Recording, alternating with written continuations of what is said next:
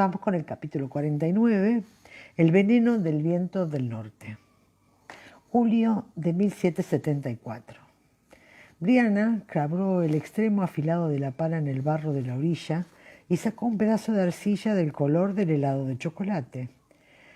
Aunque pensar en comida en esos momentos no era lo más conveniente, se dijo mientras arrojaba la arcilla a la corriente con un gruñido. Se levantó el vestido empapado y se pasó el antebrazo por la frente para enjugarse el sudor. No había comido nada desde media mañana y ya eran casi la hora del té. Tampoco tenía intención de parar antes de la cena. Roger estaba en la montaña ayudando a Amy McCallum a reconstruir la chimenea y los críos habían ido a la casa grande para que la señora Buck le diera pan con mantequilla y miel. Básicamente los consintiera. Ella tendría que esperar para comer. Todavía le quedaba mucho por hacer. ¿Necesitas ayuda, muchacha? Brianna miró hacia arriba con los ojos entornados y la mano en la frente para protegerse del sol. Su padre estaba de pie sobre la orilla, contemplando sus esfuerzos con una mirada que parecía risueña. ¿Acaso parece que necesita ayuda?, preguntó con irritación. Pues sí. Venía de pescar. Iba descalzo y tenía las piernas mojadas. Apoyó la caña contra el árbol y se descolgó la nasa que llevaba en el hombro, cuyas cañas entretejidas crujieron con el peso de lo que había pescado. Luego se agarró a una ramita para no perder el equilibrio y comenzó a deslizarse por la resbaladiza orilla mientras sus pies descalzos chapoteaban en el barrio. «Espera, quítate la camisa». Brianna comprendió su horror un segundo tarde. Una mirada de alarma cruzó el rostro de él por un momento. Quiero decir, el barro», se apresuró a añadir ella. «Luego habrá que lavarla». «Oh, sí, claro». Sin vacilar, se levantó la camisa por encima de la cabeza y le dio la espalda, buscando una rama conveniente de donde colgarla. Las cicatrices no eran tan impresionantes después de todo. Ella las había visto antes solo fugazmente, las había imaginado muchas veces, y la realidad era mucho menos nítida. Eran cicatrices viejas, formando una red plateada y borrosa que cruzó la sombra de sus costillas acompañando sus movimientos cuando Jamie subió los brazos. La mano de Brianna se cerró involuntariamente buscando un lápiz ausente, imaginando el trazo de las líneas que capturarían esa diminuta sensación de incomodidad, la nota desentonante que atraería al observador para que mirara la escena de más cerca aún, preguntándose qué era lo que se escondía detrás de esa escena de gracia pastoril.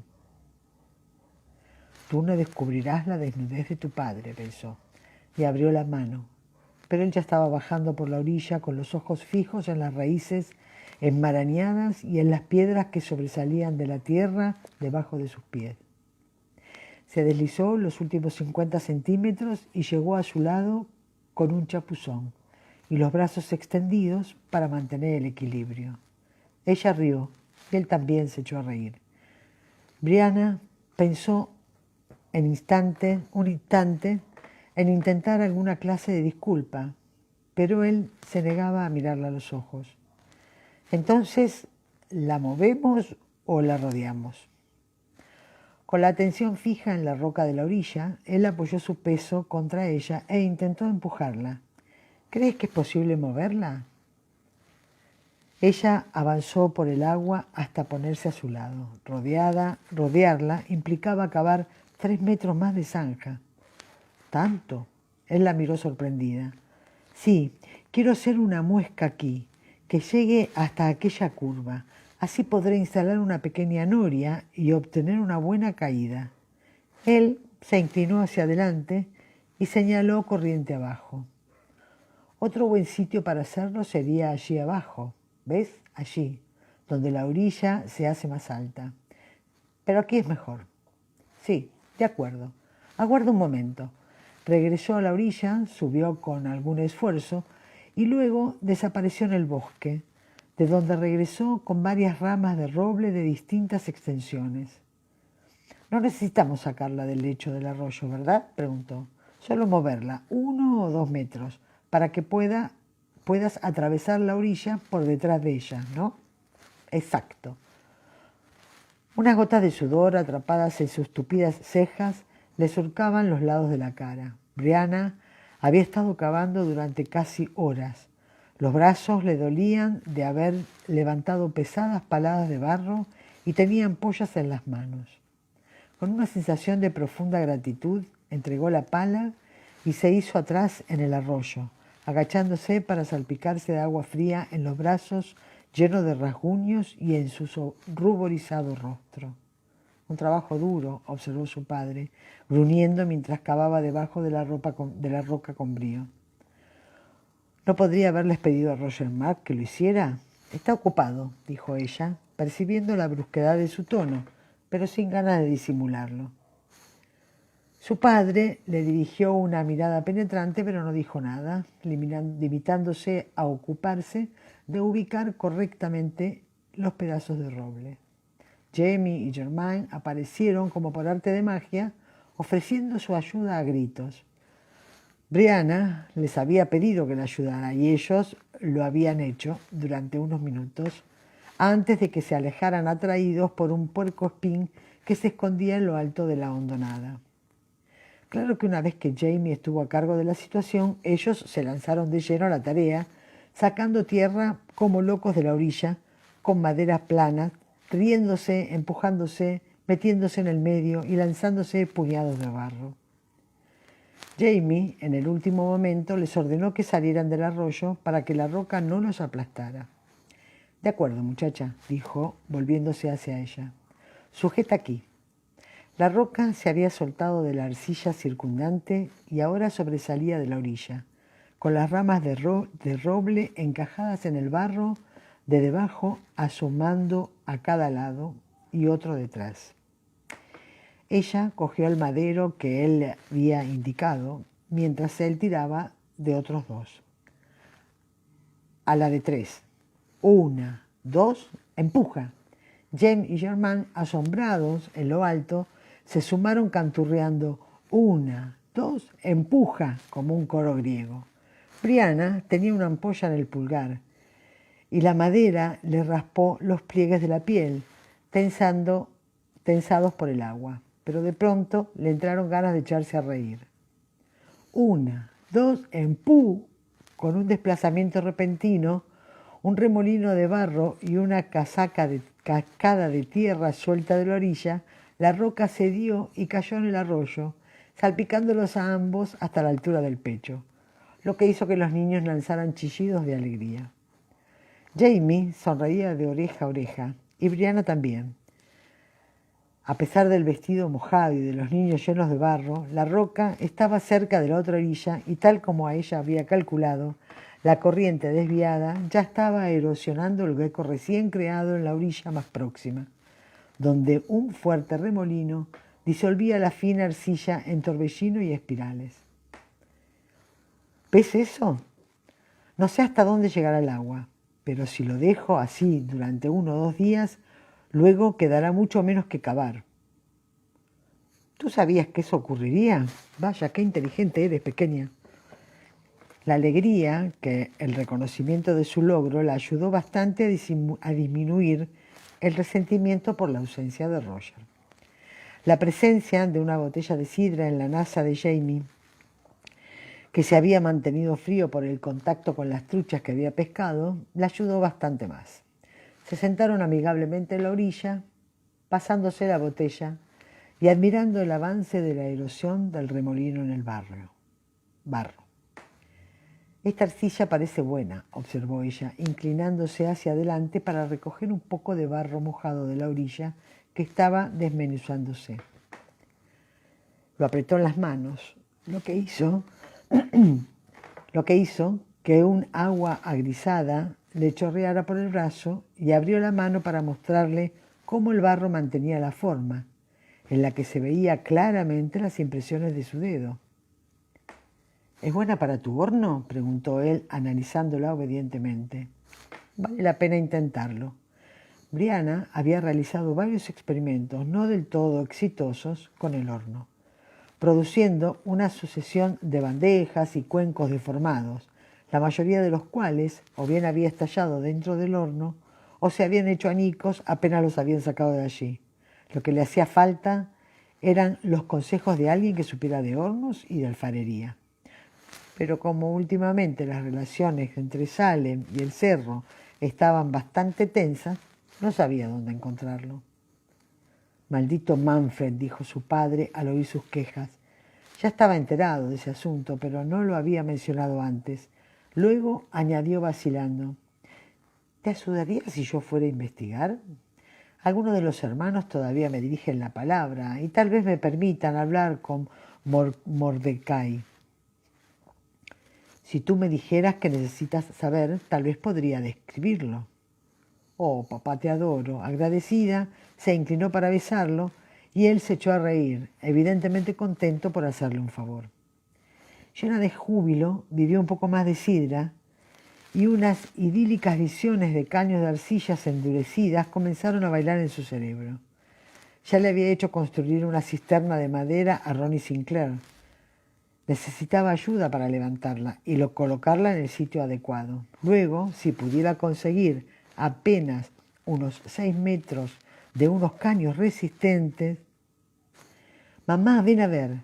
La impaciente voz de Jen atravesó la neblina de sus sueños con un suspiro mental.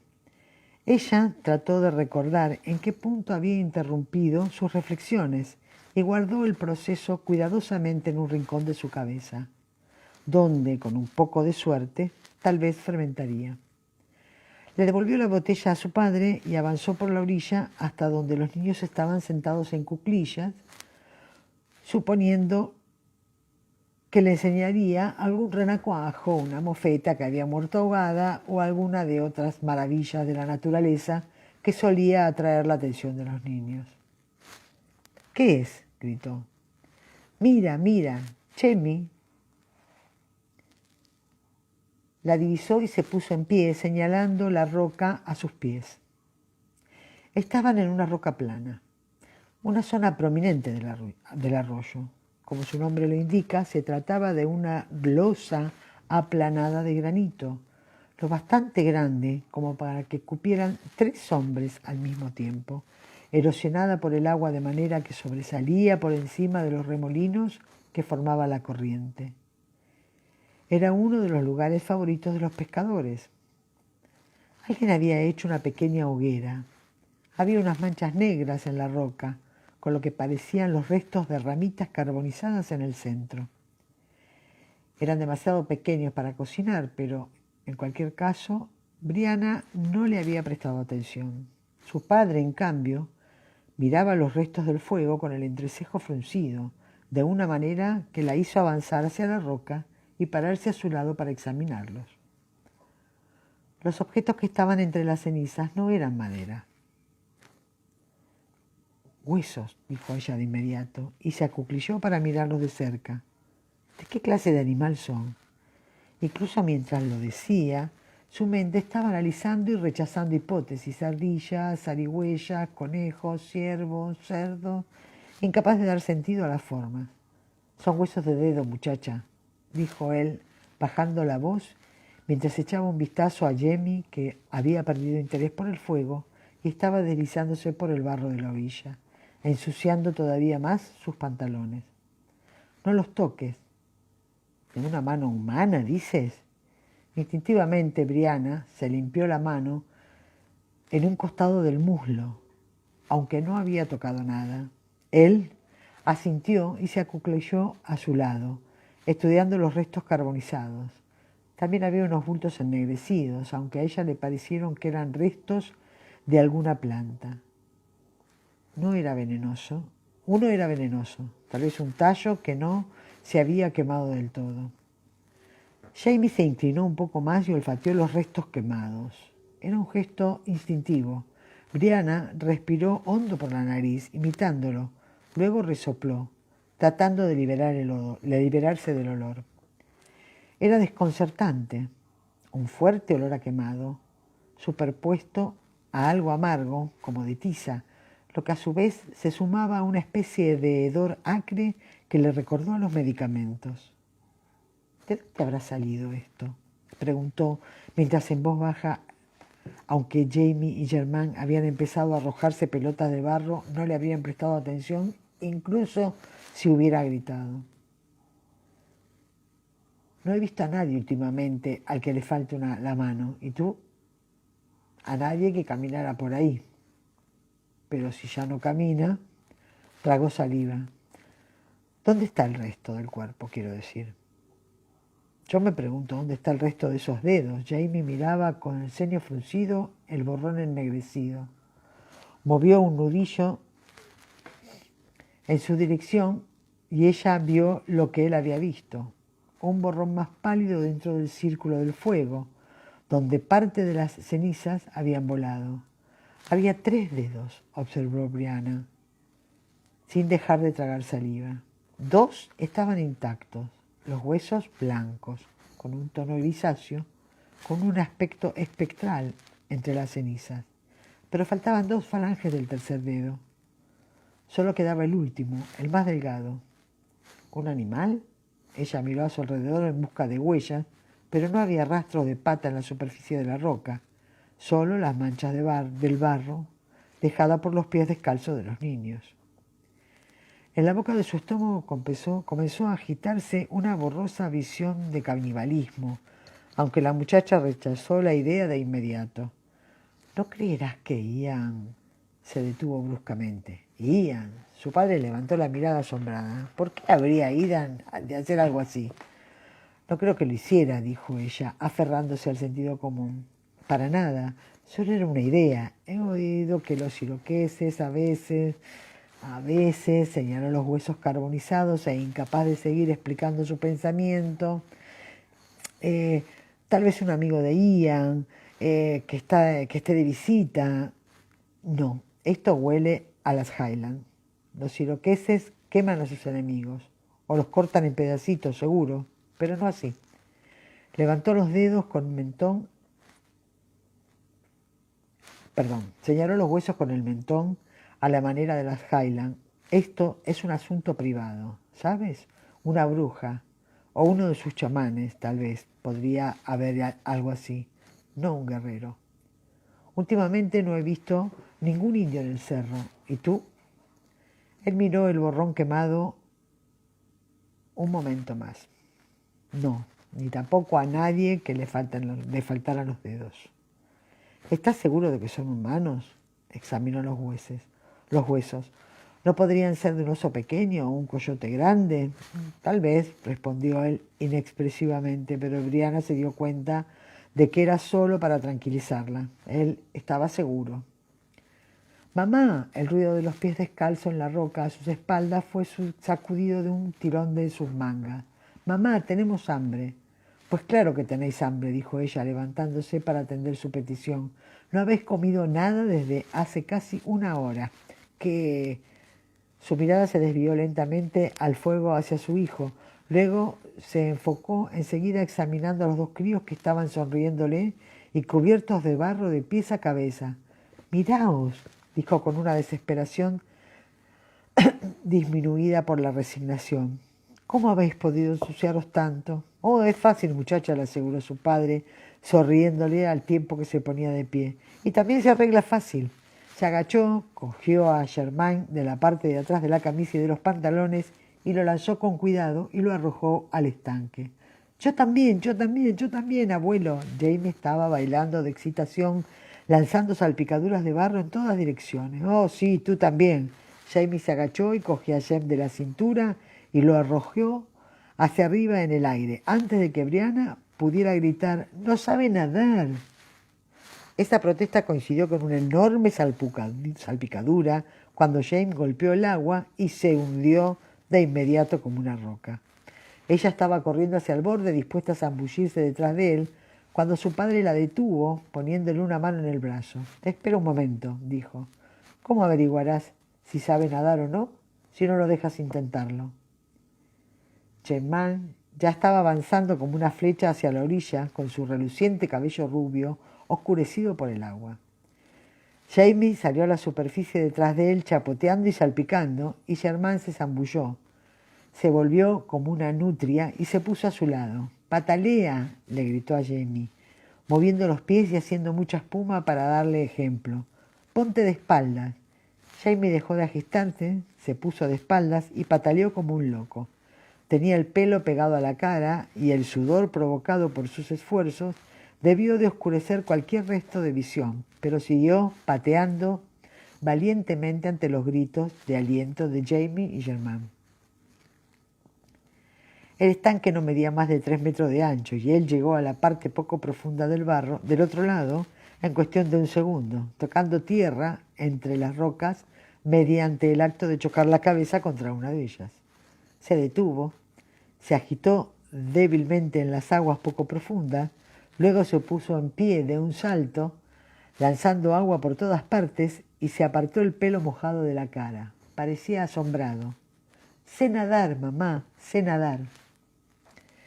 «Eso es maravilloso», exclamó ella, debatiéndose entre compartir su orgullo y su éxtasis al impulso de ir corriendo a casa y contárselo a Roger, y terribles visiones de Jamie empezando a saltar sin prestar atención al peligro en lagunas sin fondo y rápido lleno de roca, pero ya se había mojado los pies, ya no había vuelta atrás. «Ven aquí». Brianna se inclinó en su dirección aplaudiendo.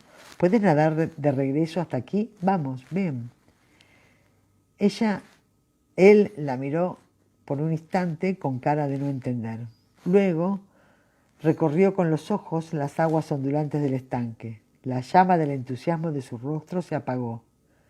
«Me he olvidado», dijo, y su boca se curvó hacia abajo, cargada de un repentino temor. «Me he olvidado de cómo se hace». «Patea», le gritó Germain. «Puedes hacerlo, primo». Jamie avanzó 1 o 2 pasos en el agua, pero se detuvo, con los labios temblando, mientras el terror y la confusión comenzaban a abrumarlo. Quédate ahí, Achuile. «Ya voy», gritó Jamie, y se zambulló limpiamente en el estanque. Una línea larga y pálida bajo el agua, con burbujas que le surgían desde el pelo y los pantalones. Salió a la superficie delante de Jamie, tomó aire con fuerza y sacudió la cabeza, apartándose las hebras de pelo rojo de la cara. «Vamos, hombre», dijo, girando de la rodilla en las aguas poco profundas, para ponerse de espaldas a Jamie. Miró hacia atrás y se palmó su hombro. «Sujétate a mí, ¿de acuerdo? Nadaremos juntos». Y lo hicieron, pataleando y zapicando en un estilo perruno, poco elegante, mientras los chillidos de entusiasmo de Jamie eran repetidos por Germain, que había saltado al agua para patalear al lado de ellos. Una vez en lo alto de la roca, los 3 se tumbaron totalmente empapados, jadeando y riendo, mientras los chillidos de entusiasmo de Jamie eran repetidos por Germain, que habían saltado al agua para patalear del lado de ellos. Una vez en lo alto de la roca, los 3 se tumbaron totalmente empapados, jadeando y riendo, mientras el agua formaba charcos a su alrededor. «Bueno, ahora al menos estáis limpio», dijo ella juiciosamente, apartando sus pies del arroyo que crecía cada vez más. «Lo admito». «Claro que lo estamos», Jamie se sentó. «Se me ocurre, muchacho, que tal vez haya una manera mejor de hacer lo que desea». «¿El qué? ¿Te refieres al agua?» «Sí, eso. Te lo enseñaré si vienes a casa después de la cena». «¿Qué es eso, abuelo?» Jamie se había puesto de pie con el pelo mojado y estaba mirando con curiosidad la espalda de Jamie. Extendió unos dedos y trazó las líneas de una de aquellas largas y sinuosas cicatrices. ¿Qué? Eso. El rostro de Jamie se volvió inexpresivo durante un instante. Unas personas malas hirieron al abuelo una vez, lo interrumpió ella con firmeza, agachándose para recoger a Jamie. Pero eso sucedió hace mucho tiempo. Ahora se encuentra bien. Pesas 1 tonelada. Papá dice que Grand-Père tal vez es un silkie, comentó Germain, observando con interés la espalda de Jamie, como lo fue su padre. ¿Acaso los malos te encontraron con tu piel de silke y trataron de cortártela? En ese momento él, desde luego, volvía a convertirse en ser humano, explicó mirando a Jamie, y podrían matarlo con su espada. Jamie estaba mirando a Germain. Oh, dijo, sí. Sí, supongo que es más o menos así. Si tu papá lo dice. ¿Qué es un silke? Preguntó Jamie, desconcertado pero interesado. No lo sé, admitió Germain, pero tienen pelo. ¿Qué es un silky, Gamper? Jamie cerró los ojos para protegerse del sol del crepúsculo y se frotó las manos en la cara, sacudiendo un poco la cabeza. A Brianna le pareció que sonreía, pero no pudo asegurarlo. Ah, bueno, dijo él, sentándose más erguido, abriendo los ojos y echándose el pelo mojado hacia atrás. Un selkie es una criatura que es humana cuando está en la tierra, pero que se convierte en foca cuando está dentro del mar. Y una foca, añadió, es una bestia grande y reluciente que ladra como un perro, es grande como un buey y hermosa como el negro de la noche. Vive en el mar, pero a veces sale a las rocas de la orilla. ¿Tú la has visto, Gamper? Preguntó Germain entusiasmado. Oh, muchas veces. Hay muchas focas en la costa de Escocia. Escocia, repitió Jamie. Tenía los ojos bien abiertos. Mamère dice que Escocia es un buen lugar, comentó Germain. A veces llora cuando habla de ello, pero yo no estoy muy seguro de que me gustará. ¿Por qué no? Preguntó Brianna. Está lleno de gigantes y de caballos de agua y cosas, respondió Germain, frunciendo el ceño. No quiero encontrarme con nada de eso. Y gachas, dice mam que aquí también las hay. Es cierto, y supongo que ya es hora de que vayamos a casa a comer un poco. Jamie se puso de pie y se estiró gruñendo de placer. El sol de las últimas horas de la tarde bañaba las rocas y el agua con luz dorada. Jamie también se estiró y gruñó en una reverente imitación, y Jamie se echó a reír. Vamos, pececillo, ¿quieres que te lleve a casa? Se agachó de modo que Jamie pudiera subirse a su espalda. Luego siguió acomodando el peso del muchacho y extendió la mano para coger la de Germain. Jamie notó que la atención de Brianna volvía por un momento al borrón ennegrecido en el borde de la roca. Déjalo, muchacha, dijo en voz baja. Es alguna clase de hechizos. Será mejor que no lo toques. Luego salió de la roca y avanzó hacia el sendero, con Jamie sobre su espalda y Germain firmemente cogido de la nuca, ambos niños riendo a medida que avanzaban por el barro resbaladizo del camino. Brianna levantó la pala y la camisa de Jamie de la orilla y alcanzó a los muchachos en el sendero hacia la casa grande. Una brisa comenzaba a soplar por entre los árboles, haciéndole sentir frío contra la tela mojada de su vestido, pero el calor de la caminata bastaba para reconfortarla. Germain canturreaba para sus adentros, todavía de la mano de su abuelo, y su rubia cabecita se movía hacia atrás y hacia adelante. Jamie suspiró, cansado y feliz, con las piernas alrededor del tronco de Jamie, los brazos en su cuello, y apoyó la mejilla enroquecida por el sol contra la espalda, llena de cicatrices de su abuelo. Luego se le ocurrió algo, puesto que levantó la cabeza y besó a Jamie con fuerza entre los omóplatos. ¡Qué imagen! El padre de Brianna dio un respingo y casi soltó a Jem. Luego soltó un gemido agudo que lo hizo reír.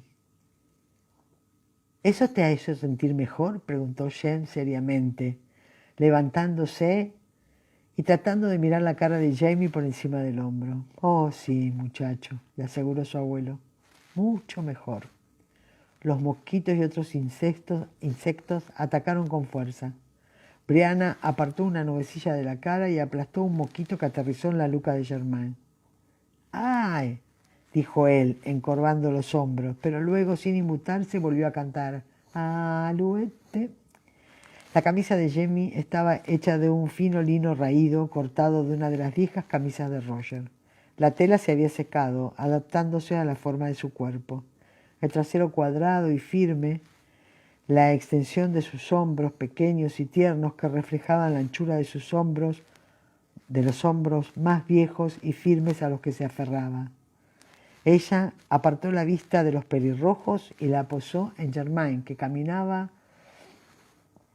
delgado como una caña a través de las sombras y la luz sin dejar de cantar, y pensó en lo hermosos que eran. ¿Quiénes eran los malos, abuelo?, preguntó Jamie amodorrado. Sashmash, respondió Jamie brevemente. Soldados ingleses. Canal inglés, añadió Germain interrumpiendo su canto. Son los mismos que le cortaron la mano a papá. ¿Sí? Jamie levantó la cabeza. ¿Los mataste con tu espada, abuelo? Algunos. Yo mataré al resto cuando sea mayor, declaró Germain. Si es que queda alguno. Supongo que sí lo sabrás. Jamie se acomodó el peso de Jamie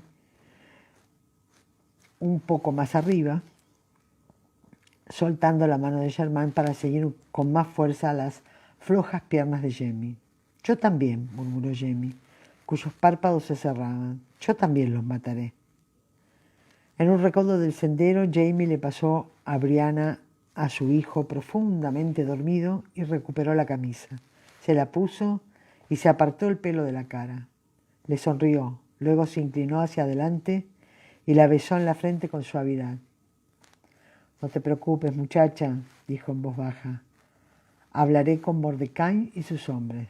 Tú cuida a este. Este es un asunto privado, le había dicho su padre, dándole a entender que ella debía mantenerse al margen. Y tal vez lo hubiera hecho de no ser por un par de cosas. Una, que Roger había regresado bastante después de anochecido, silbando una canción que, según dijo, le había enseñado Amy McCollum. Y dos, aquel otro comentario sin importancia que su padre había hecho sobre el fuego de la roca plana que olía a las Highlands.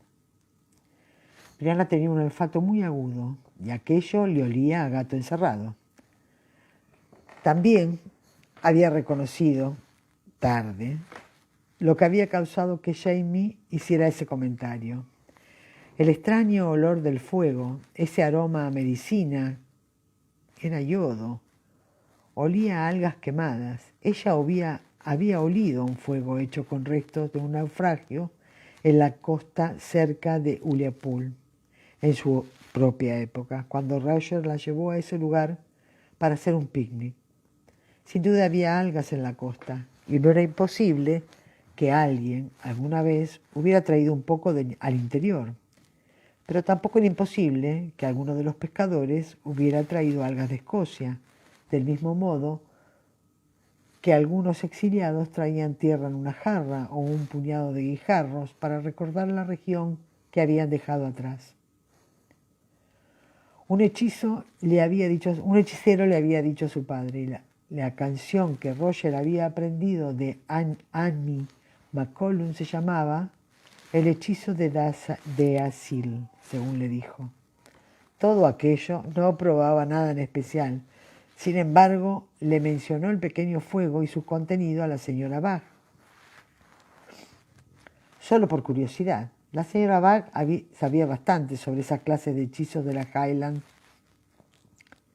¿Huesos, dicen? ¿De qué clase? ¿Huesos de animales o de un hombre? Brianna sintió que una de las babosas le recorría la espalda. ¿De un hombre? Oh, sí. Hay algunos hechizos que requieren tierra de una tumba, ¿sabes? Y otros polvo de huesos o las cenizas de un cadáver. La mención de las cenizas le recordó algo a la señora Bach, que sacó un gran cuenco de cerámica de las cenizas calientes de la chimenea y examinó su interior.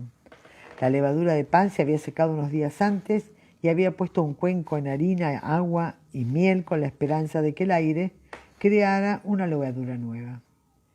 La pequeña y regordeta escocesa examinó el cuenco con el ceño fruncido, movió la cabeza y lo volvió a dejar en su sitio, murmurando un leve verso en gaélico. Naturalmente, pensó Brian, algo divertido, tenía que haber alguna oración para generar levadura. ¿Qué santo patrono estaría a cargo de ella? De todas formas, eso que has dicho, dijo la señora Bark, respecto de que estaba en una roca plana, alga, huesos y una roca plana, eso es un hechizo de amor, muchacha. Se llama el veneno del viento del norte. Qué nombre tan peculiar para un hechizo de amor, dijo Brianna, mirando a la señora Bock, que se echó a reír. Och. Veamos, ¿podré recordarlo? Preguntó retóricamente la anciana. Se limpió las manos en el delantal y después de doblarla a la altura de la cintura, con un gesto vagamente teatral recitó: un conjuro de amor para ti, aguas extraídas por mi caña, el calor de aquel a quien amas con amor para extraer de ti. Levántate temprano el día del Señor, ve a la roca plana de la orilla, lleva con trigo, ruibardos silvestres y la hierba de Santa María, una pequeña cantidad de brasas en la falda de tu kirtel, un puñado especial de algas en una pala de madera, 3 huesos de un anciano recién arrancados de la tumba, 9 tallos de helecho real recién cortados con un hacha. Quémalos en un fuego hecho de ramitas y conviértelos en ceniza. Rocíalo por el carnoso pecho de tu amado contra el veneno del viento del norte. Rodea el rat de la procreación, el circuito de las 5 vueltas, y yo te juro y te garantizo que ese hombre nunca te abandonará. La señora Bock separó las manos y cogió otro nabo. Lo cortó en 4 con movimientos hábiles y velosos. Arrojó los pedazos dentro de la olla. Espero que no necesites algo así para ti. No, murmuró Brianna, sintiendo que aquella cosa fría y pequeña seguía bajando por su espalda. ¿Cree usted que los pescadores podrían utilizar un conjuro como ese? Bueno, no estoy segura, pero sin duda algunos conocen esos hechizos. Es bastante popular, aunque yo misma no conozco a nadie que lo haya puesto en práctica. Hay formas más fáciles de lograr que un joven se enamore de ti, muchacha, añadió. Prepárale un buen plato de nabos hervidos en leche y sírvelos con mantequilla, por ejemplo. Lo tendré presente, prometió Brianna, sonriendo, y se excusó. Tenía intenciones de ir a su casa. Allí había una docena de cosas para hacer, desde hilar y tejer hasta desplumar y destrispar la media docena de gansos muertos que había matado y había colgado en el cobertizo. Pero en el camino, y casi sin darse cuenta, empezó a avanzar hacia la colina, a lo largo del sendero cubierto de la maleza que daba al cementerio. Seguramente no sería Amy McCollum quien había dejado aquel hechizo, pensó. Habría tardado varias horas en bajar a la montaña desde su cabaña y además tenía un bebé del que ocuparse. Pero también podía llevar al bebé en brazos y nadie sabría si había salido de la cabaña, salvo, tal vez, Aidan. Y Aidan no hablaba con nadie, excepto con Roger, a quien adoraba. El sol ya casi había caído y en el diminuto cementerio se respiraba una atmósfera melancólica, con las largas sombras de los árboles que lo protegían cayendo oblicuos, fría y oscura a través del pequeño grupo de toscas lápidas, montículos y cruces de madera. Los pinos y las cicutas murmuraban, inquietos en lo alto, con la brisa cada vez más fuerte del anochecer. La sensación de frío de su columna vertebral se había extendido. Ver la tierra removida debajo de la lápida de madera con la palabra Efraín escrita en ella no la hizo sentir mejor. Un poquito de agua.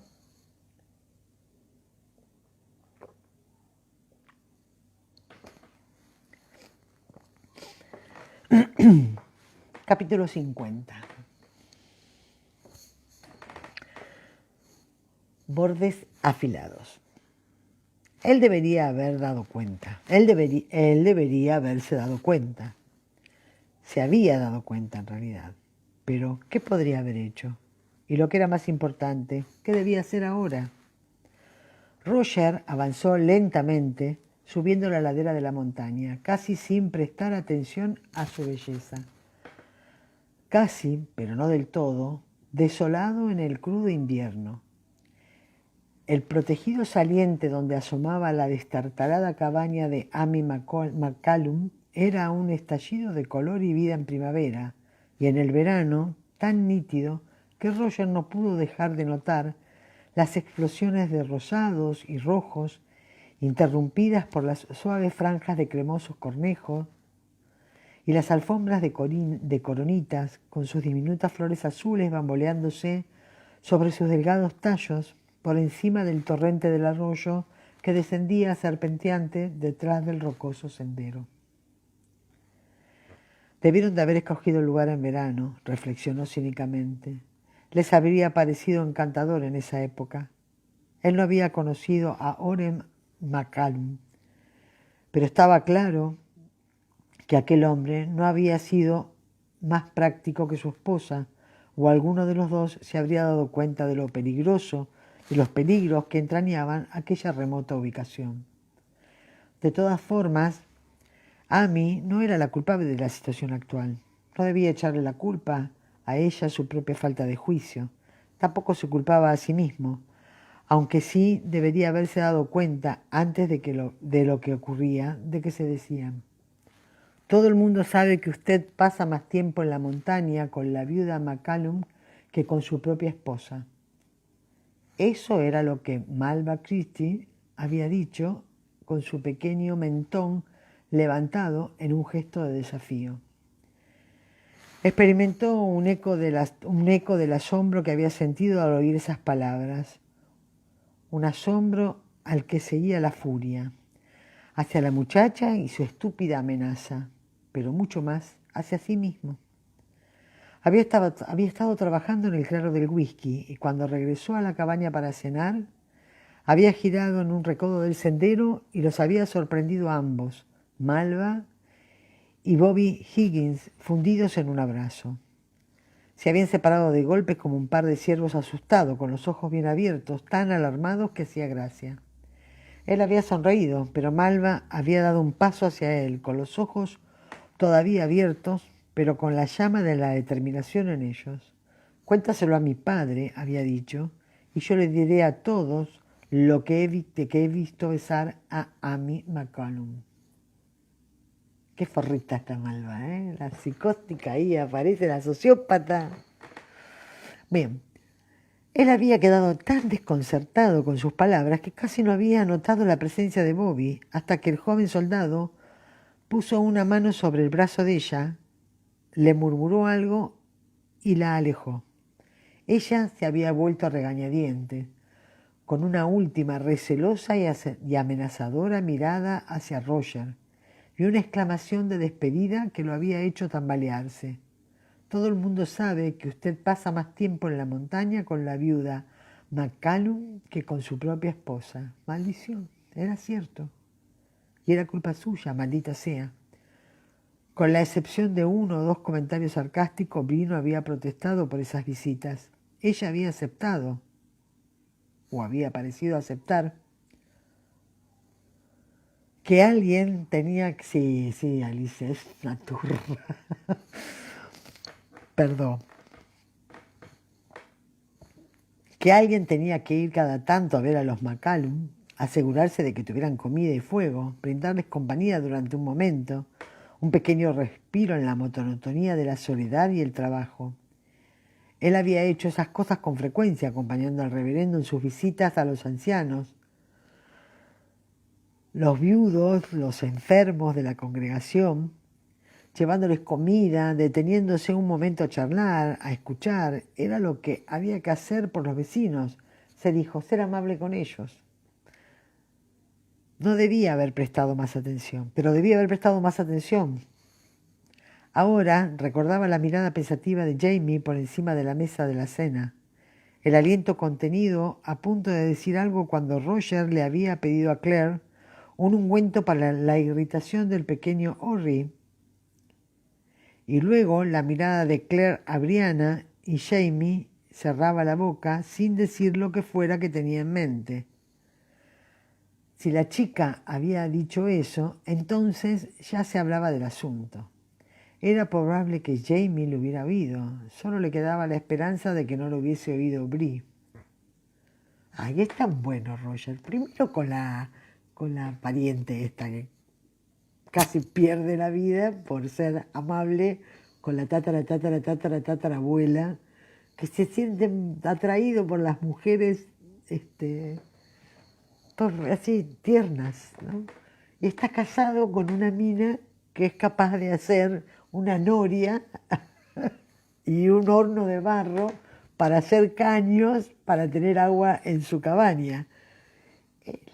Pobre, se debate entre lo que querría que una mujer haga y lo que tiene en la mujer que tiene, ¿no? Lo peor era que él sabía precisamente cómo había ocurrido. Él sentía debilidad por las madres jóvenes, una terrible ternura hacia ellos, el deseo de cuidarlas, el hecho de que supiera exactamente por qué albergaba semejante impulso, el recuerdo de su propia madre que había muerto salvándole la vida durante los bombardeos alemanes no le servía de nada. Era una ternura que casi le había costado su propia vida en Alamance, cuando el estúpido y bastardo William Buckley Mackenzie había confundido la preocupación de Roger con Morgan Mackenzie bueno, de acuerdo, la había besado, pero solo en la frente y por el amor de Dios, ella era la tatarabuela, la supina estupidez que el tatarabuelo, etcétera, casi lo había matado por molestar a su esposo. Le había costado la voz, y él debía de haber aprendido la lección, pero al parecer no lo había hecho. No lo bastante bien. Repentinamente furioso consigo mismo y con Malva Kristen, aquella mocosa cotilla, cogió una piedra del sendero y la lanzó por la montaña, hacia el arroyo. La piedra chocó con otra en el agua, rebotó 2 veces y desapareció en el caudaloso torrente. Sus visitas a los McCallum debían cesar de inmediato. Roger se daba cuenta de ello. Había que encontrar otra manera de que ellos... Pero él debía regresar una vez más para explicárselo. Amy no entendería, pensó. Pero, ¿cómo explicarle a Aidan qué era la reputación y por qué el cotilleo era un pecado mortal? ¿Y por qué Roger ya no podía volver más a pescar con él o a enseñarle a construir cosas? Maldiciendo constantemente entre dientes, salvó la última subida de corta y empinada y apareció en el descuidado jardín. Pero antes de poder gritar para anunciar su presencia, la puerta de la cabaña se abrió de golpe. «Roger Mac». Amy McCollum casi cayó desde el escalón hasta sus brazos, jadeando y sollozando. «Oh, ha venido, recé porque alguien viniera, pero no pensé que alguien lo haría a tiempo y entonces él moriría. Pero usted ha venido, alabado sea Dios. ¿Qué ocurre? ¿De qué se trata? ¿Está enfermo el pequeño Orri?» Le sujetó los brazos para ayudarla a recuperar el equilibrio y ella negó con la cabeza con tanta vehemencia que se le cayó el gorro. «Aidan», dijo jadeando, «es Aidan». Aidan McCallum yacía doblado en 2 sobre la mesa de mi consultorio, blanco como el papel, emitiendo pequeños gemidos entrecortados. Estaba bastante segura de con qué me encontraba, pero la apendicitis comparte síntomas con otras enfermedades. De todas formas, hay un aspecto muy claro en el caso clásico. ¿Podría hacer que se tumbe solo un momento? Miré a su madre que revoloteaba sobre él al borde de las lágrimas, pero fue Roger quien asintió y se acercó para poner las manos en las rodillas y los hombros de Aidan, convenciéndolo suavemente de que se estirara. Le puse el pulgar en el ombligo y el meñique en el hueso de la cadera derecha y presioné su abdomen con fuerza con el dedo medio, preguntándome durante un segundo mientras lo hacía si McBurney ya había descubierto y bautizado ese punto de diagnóstico, el punto de McBurney. Era un síntoma específico para el diagnóstico de una apendicitis aguda. Apreté el estómago de Aidan en ese sitio y luego aflojé la presión. Él soltó un alarido, se arqueó hasta salirse de la mesa y se dobló en dos como una navaja. Un apéndice inflamado, sin duda alguna. Sabía que me encontraría con uno alguna vez, y con una mezcla de desesperación y entusiasmo me di cuenta de que había llegado el momento de usar el éter. No había dudas ni alternativas. Si no le quitaba el apéndice, reventaría. Levanté la mirada. Roger estaba sosteniendo a la pequeña señora McCallum con sus manos bajo el codo.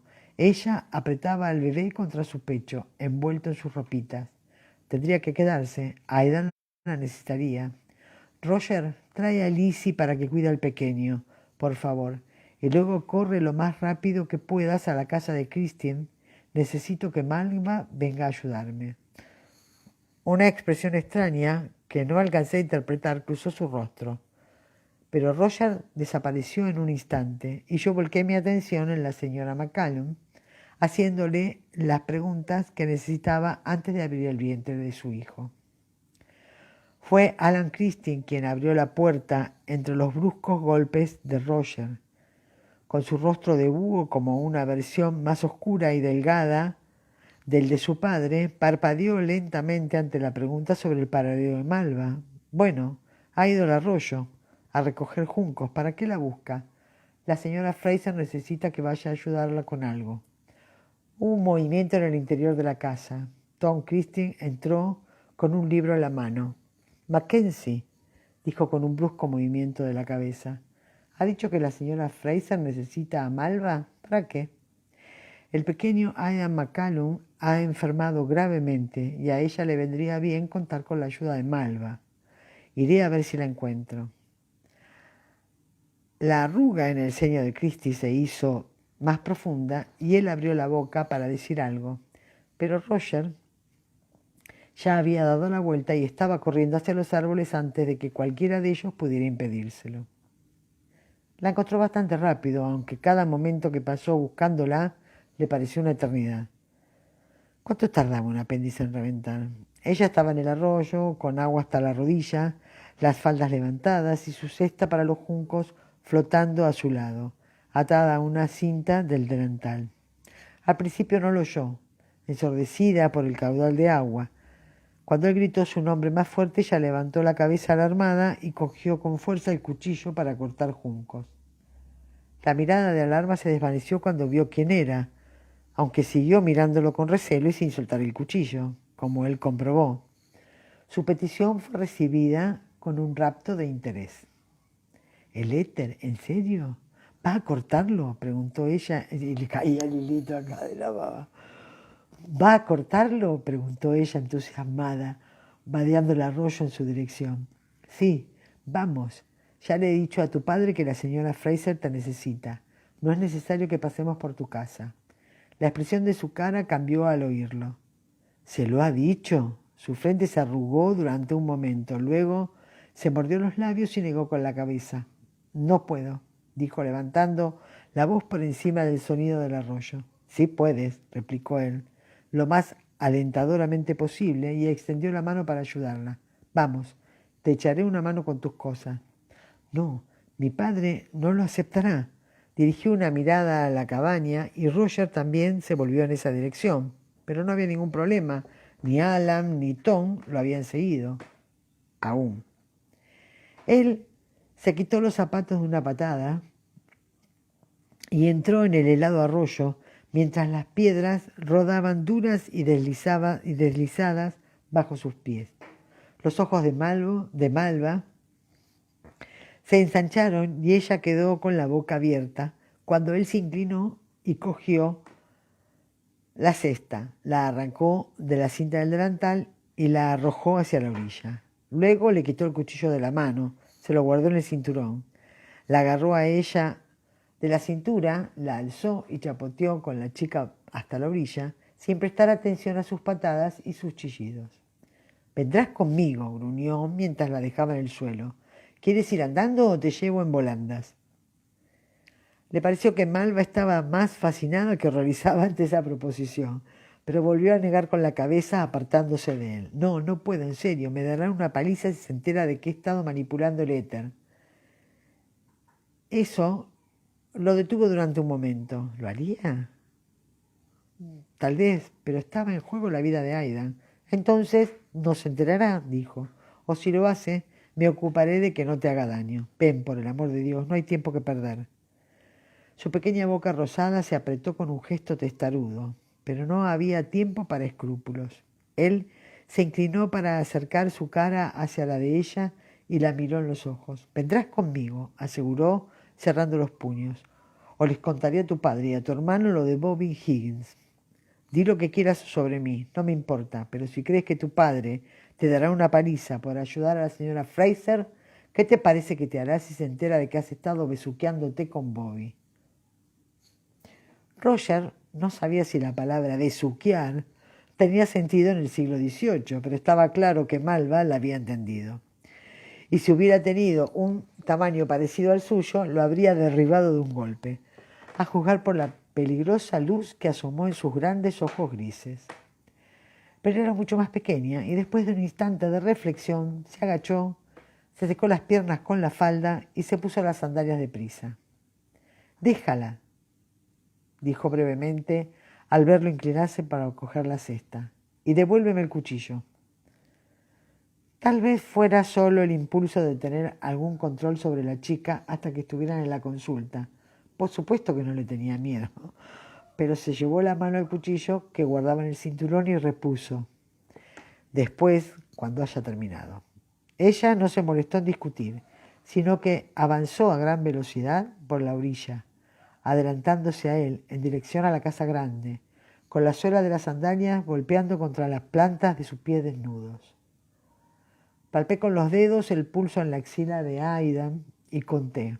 Tenía la piel muy caliente al roce, con una temperatura que tal vez sería 38,4 o 38,8. ¡Qué exagerada! Tan exacta, entre 38 y 39. El pulso era fuerte, aunque rápido, y fue haciéndose más lenta a medida que perdía el conocimiento. Sentí que Malva contaba entre dientes tantas gotas de éter, una pausa de tal o cual duración antes de la siguiente. Yo misma perdí la cuenta de las pulsaciones, pero no importaba.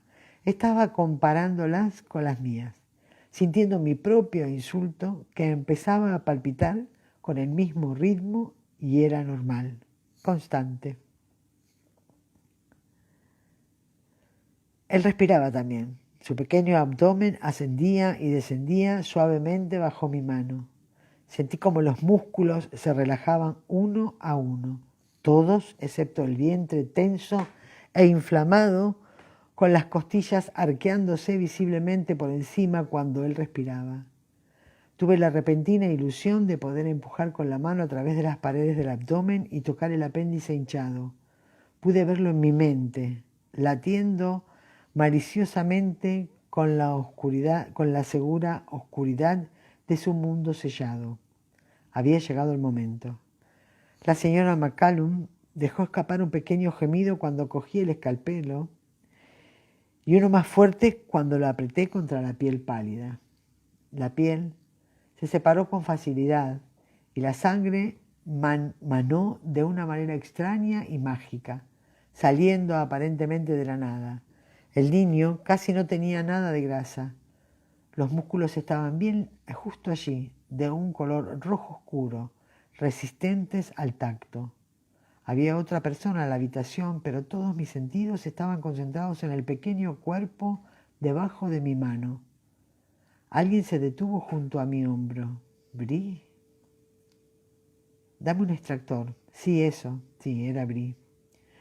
Una mano de largos dedos empapadas en desinfectante cogió el artilugio con forma de garra y me lo puso en la mano izquierda, que lo aguardaba.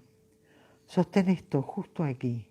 Encajé la hoja contra las fibras del músculo separando fácilmente y luego encontré el resplandor grueso y suave del peritoneo.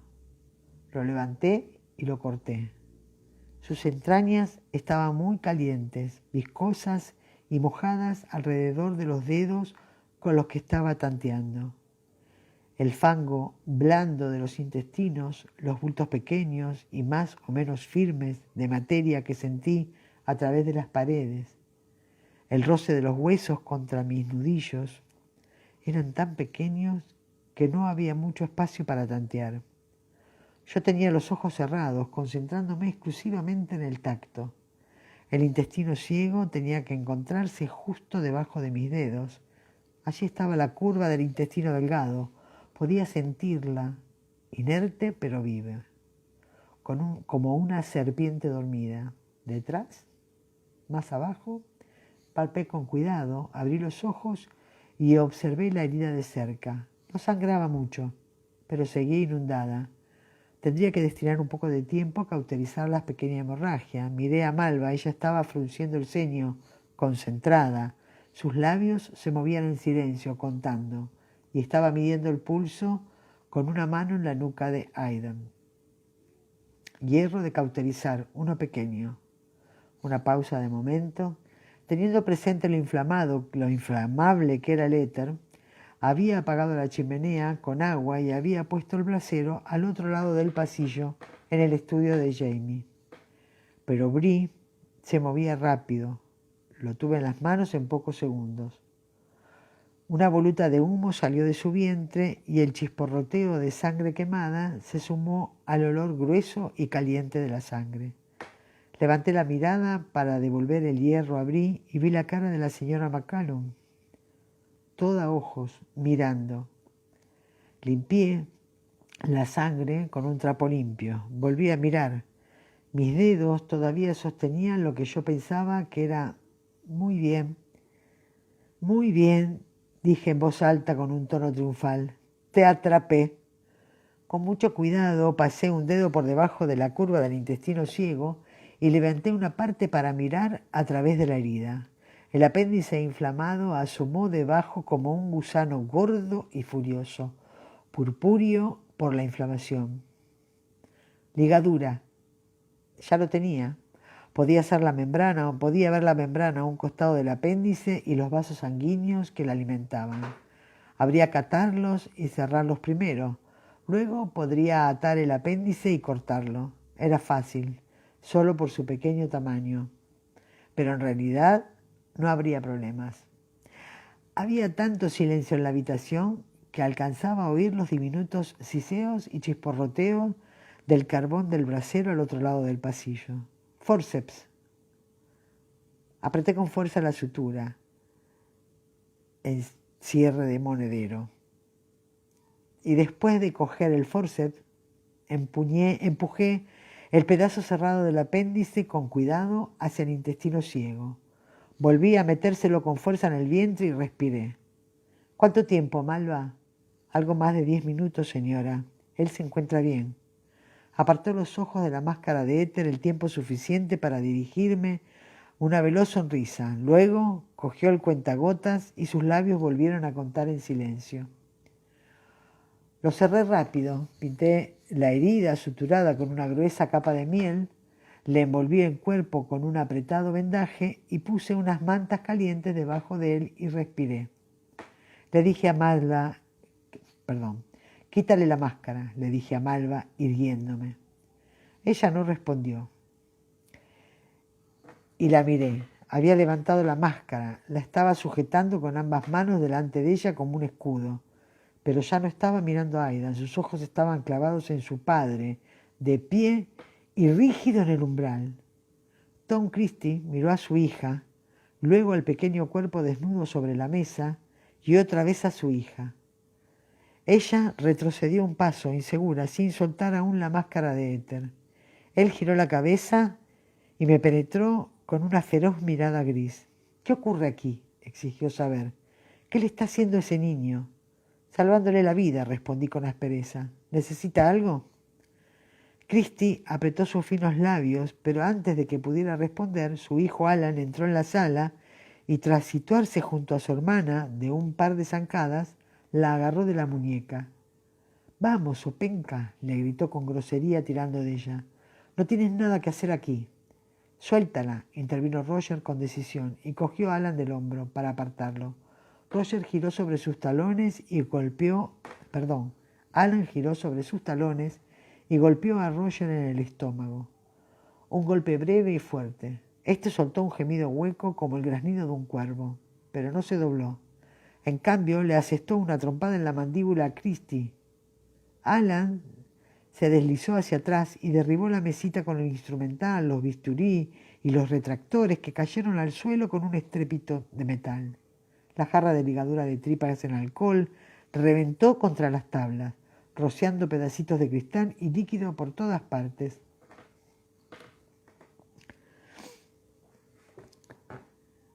Un sordo. Yo creo, Bettina, que describe tanto, más que nada lo que describe es que la mayoría de las cosas las hace con los ojos cerrados.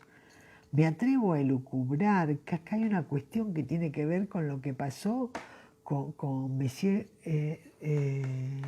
no me sale el nombre, el que la curó a ella, ¿no? El que le hizo sacar la infección de la fiebre portoral que tenía después de haber tenido a Faye. Que no me sale el nombre. Bueno, que ella va a llegar un momento, como le dijo la hechicera Tuscarona, que su amiga, que cuando tenga todo el pelo blanco, ella va a alcanzar ese nivel. Y a mí me parece que ese nivel lo va a alcanzar en curar enfermedades sin necesidad de todos los conocimientos actuales de la medicina, ¿va? Con esa magia. Bueno, me enganché con tu comentario, Bettina, perdón, ¿eh?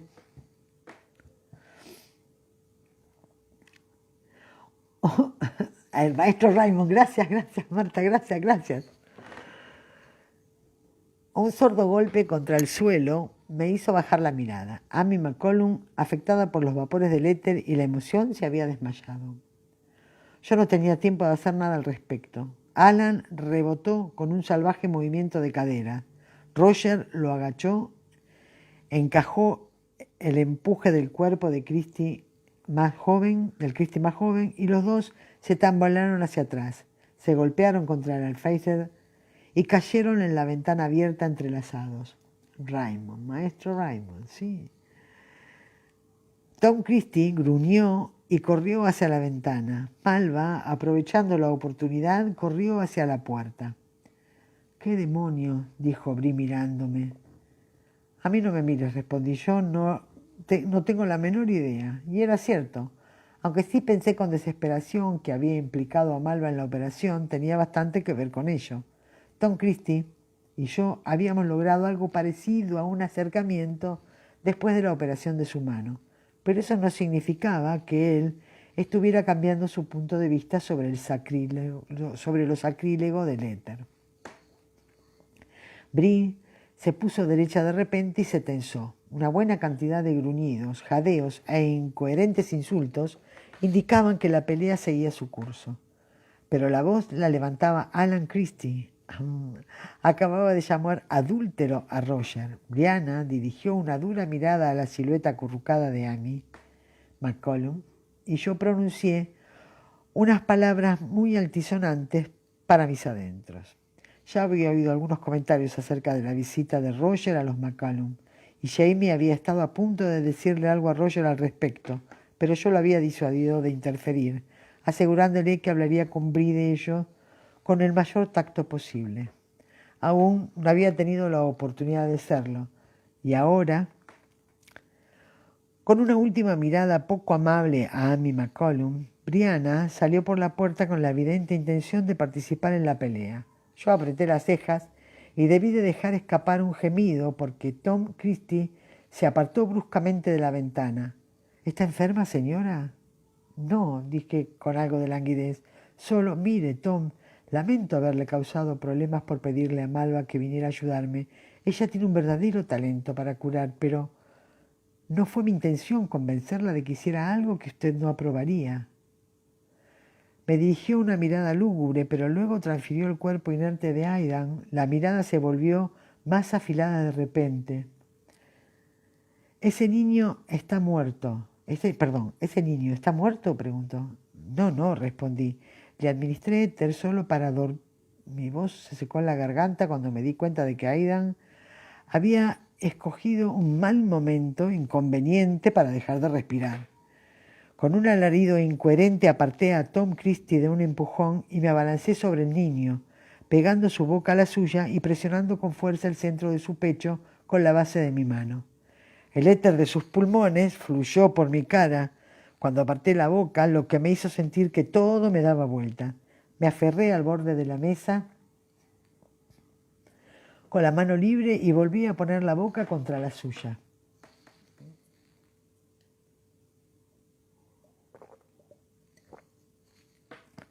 No podía desmayarme de ninguna manera. Mi visión comenzó a flaquear y la habitación empezó a girar lentamente a mi alrededor. Pero me aferré tenazmente a la conciencia, soplando con fuerza en sus pulmones, sintiendo que el diminuto pecho debajo de mi mano se elevaba suavemente y volvía a caer. No podía pasar más de un minuto, pero fue un minuto de pesadilla. Todo giraba a mi alrededor y la sensación de la piel de Aidan era la única ancla sólida en un remolino de caos. Amy McCollum se agitó en el suelo a mi lado y balanceándome consiguió ponerse de rodillas. Luego cayó sobre mí con un alarido, zarandeándome, tratando de alejarme de su hijo. Oí la voz de Tom que le ordenaba que se calmara. Debió de conseguir apartarla porque de pronto sentí que ya no estaba sujetándome las piernas. Soplé dentro de Aidan de nuevo y esta vez el pecho bajo mi mano se estremeció. El niño tosió, se ahogó y volvió a toser y empezó a respirar y a llorar simultáneamente. Me puse en pie con la cabeza dándome vueltas y tuve que agarrarme de la mesa para no caerme. Vi un par de siluetas negras y distorsionadas con unas bocas que se abrían hacia mí, llenas de agudos colmillos. Parpadeé, tambaleándome, y empecé a tragar aire con profundas bocanadas. Volví a parpadear y las figuras que convirtieron en Tom Christie y Amy McCollum. Él estaba cogiéndola de la cintura, conteniéndola. Está bien, dije, el niño se encuentra bien, déjela acercarse. Ella se abalanzó sobre Aidan con un sollozo, cogiéndolo en sus brazos. Tom Christie y yo nos quedamos mirándonos mutuamente por encima de los restos del naufragio. Fuera todo se había calmado. ¿Acaba usted de resucitar a ese niño?, preguntó. Supongo, dije. Permiso, ¿eh?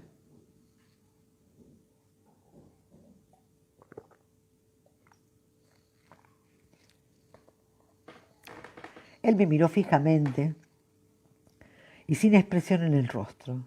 La sala hedía a alcohol, lo que me hacía arder los orificios nasales. Tenía algunas lágrimas en los ojos que me limpié con el delantal. Finalmente, él hizo un movimiento con la cabeza, como asintiendo, y se volvió para marcharse. Tenía que asistir a Aidan y a su madre, pero no podía dejar partir a Christie sin tratar de arreglar las cosas para Malva, lo mejor que pudiera. Tom, señor Christie. Corrí tras él y lo cogí de la manga. Él se volvió sorprendido. Malva, ha sido mi culpa. Yo le pedí a Roger que la trajera. Usted no, vacilé, usted no la castigará, ¿verdad? La arruga del entrecejo se profundizó durante un momento. Luego se relajó. Él negó con la cabeza lentamente y con una pequeña reverencia separó la manga de mi mano. Soy su servidor, señora Fraser, dijo en voz baja y con una última mirada a Aidan, que en ese momento estaba exigiendo comida. Se marchó. Brianna aplicó la esquina morada de un pañuelo en el labio inferior de Roger, partido en un costado, hinchado y sangrando por causa de algún impacto por parte de Alan Christie. Es culpa mía, dijo por tercera vez. Debí haber pensado en algo sensato que decirle. Cállate, repitió ella, comenzando a perder su poca paciencia. Si sigues hablando, el labio no parará de sangrar. Balbuceando una disculpa, él le quitó el pañuelo y lo apretó contra su boca. Pero no podía quedarse quieto. Se levantó y se acercó a la puerta abierta de la cabaña para mirar hacia afuera. Alan nos sigue rondando por acá, ¿verdad? Ella se acercó a mirar por encima de su hombro. Si está, déjalo en paz, yo iré. No, no está, le interrumpió Roger. Sin apartar la mano de su boca, señaló con un gesto la casa grande. Es Tom. En efecto, Tom Christie estaba en los escalones de la entrada, quieto, al parecer absorto en sus pensamientos.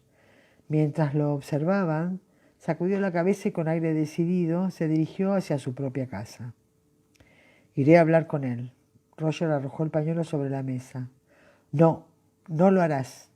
Ella lo agarró del brazo cuando él giró hacia la puerta. No te metas, Roger.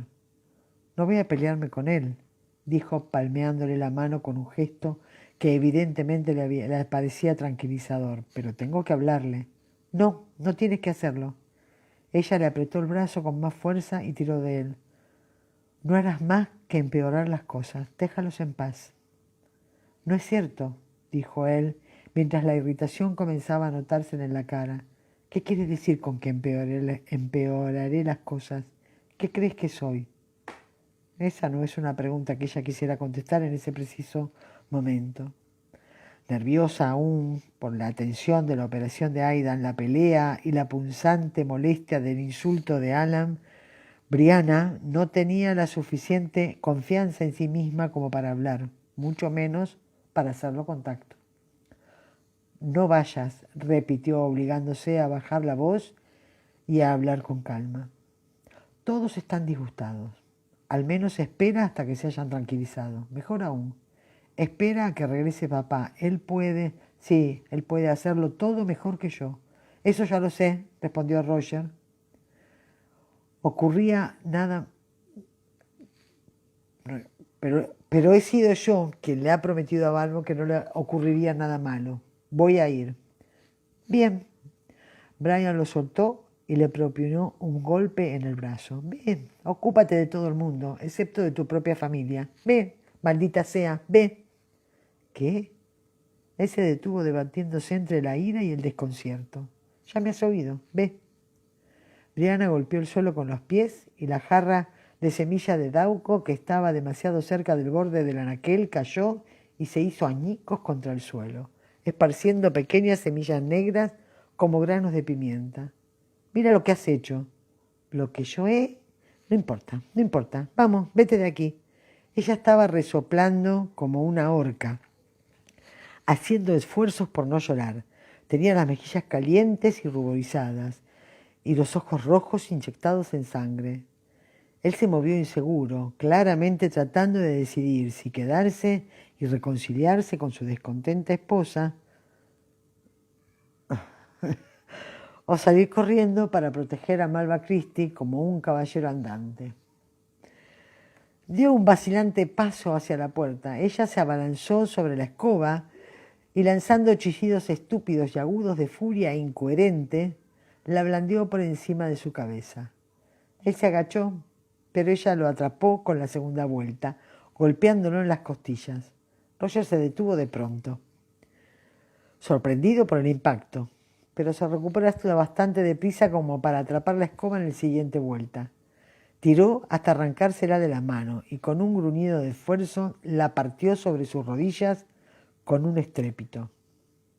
Tiró los pedazos al suelo a los pies de ella y la miró con furia, enfadado, pero dueño de sí mismo. ¿Qué te ocurre? Por el amor de Dios.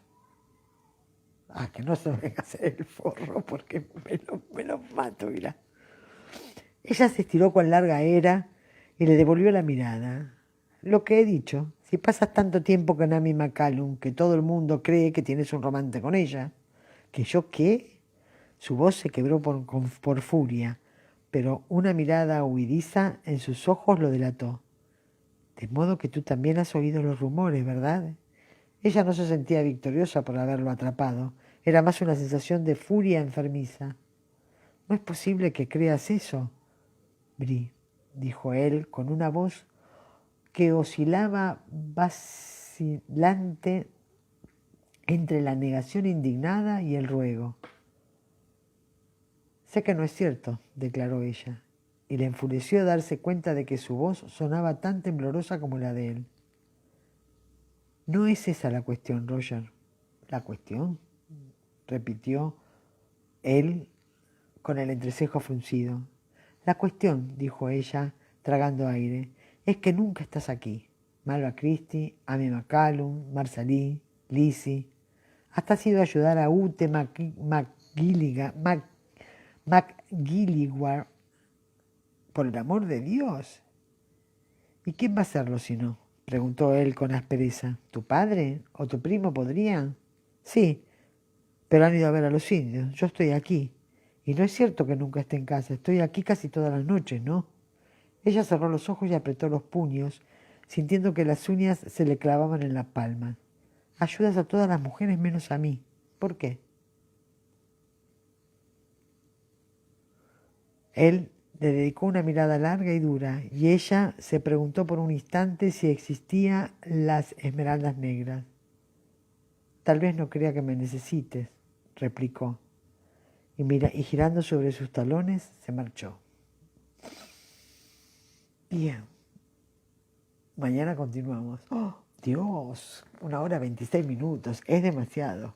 Pero eran largos los capítulos. Largos y muy descriptivos, todos, todos. Bueno, fue un placer como siempre, maravilloso. Acá estoy dispuesta, nieto mediante,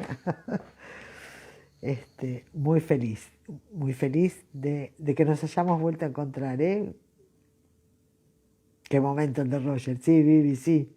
No, gracias, Dori, hermosa. Bueno, un beso para todas, ¿eh? Nos vemos mañana con el capítulo 51. Un besito enorme.